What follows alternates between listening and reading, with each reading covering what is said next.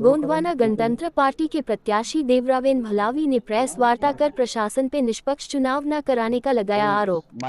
भाजपा के द्वारा दारू बांटने और कार्यवाही न होने पर भी उठाए सवाल। आज 11 जुलाई को Indian coffee house VIP road Chhindwara में आप सभी पत्रकार बंधुओं का सादर स्वागत और अभिनंदन है।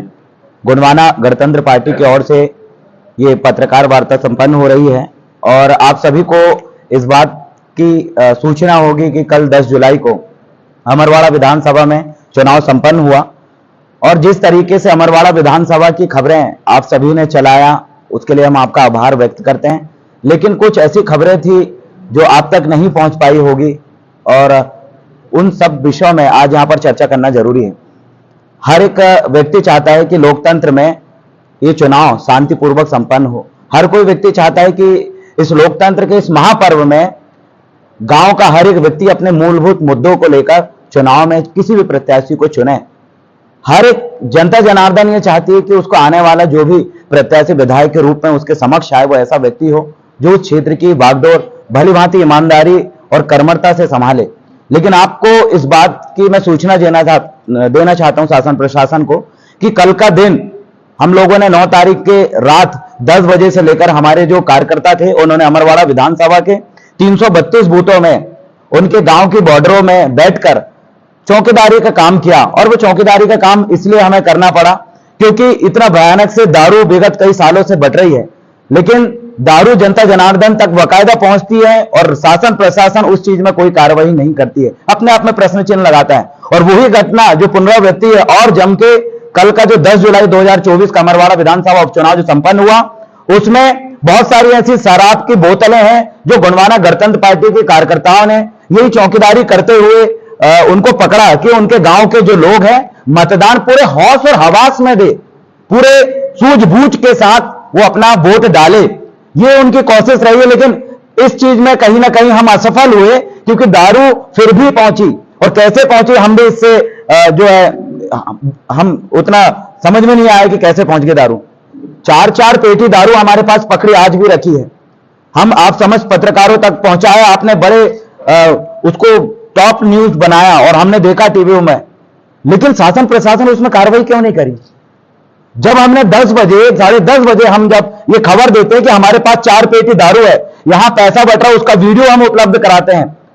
यहां तक कि तामिया हो या अमरवाड़ा का जो बॉर्डर है अमरवाड़ा विधानसभा का, वहां पर भी दारू बांटते हुए पकड़ाया गया। कोई खटिया में बैठ के दारू पिला रहा और बोल रहा है कि वोट डालने जाओ। तुरंत हमने सूचित करे, प्रशासन को जाना चाहिए था कि वहां दारू बट रही, उनको हम रोकें, क्योंकि हर एक मतदान केंद्र में एक प्रशासनिक पुलिस अधिकारी तैनात है, लेकिन फिर भी कोई कार्रवाई नहीं।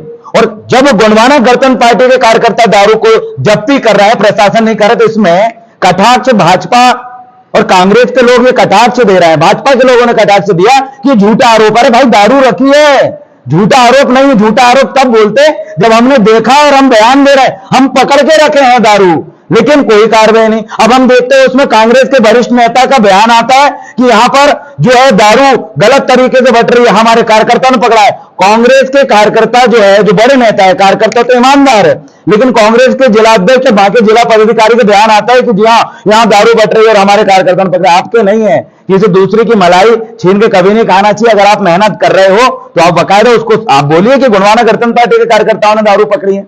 हर जगह हमारे कार्यकर्ता सक्रिय थे। हमें तो ऐसा लगा कि जो कांग्रेस के बड़े पदाधिकारी है वो बीजेपी को कोऑपरेट कर रहे हैं।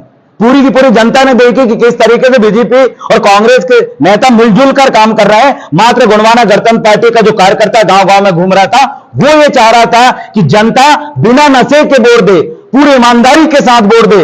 लेकिन प्रशासन कांग्रेस और बीजेपी की तालमेल से आज भी हमने देखा, जिस मतदान केंद्र में कल आप सभी पत्रकार बंधुओं ने बड़ी टॉप न्यूज चलाया कि इस मतदान केंद्र में बहुत जम के विवाद हुआ, उस जगह में ही था गोंडवाना गणतंत्र पार्टी का मैं प्रत्याशी। वहां पर 100 से ज्यादा लोग वापस चले गए, उनका पैन चेक कर रहे हैं, कोई घड़ी चेक कर रहा है, या तो बोल रहे हैं तुम वोटर आईडी भी लेकर आओ, ये भी लेकर आओ, 4-5 आईडी।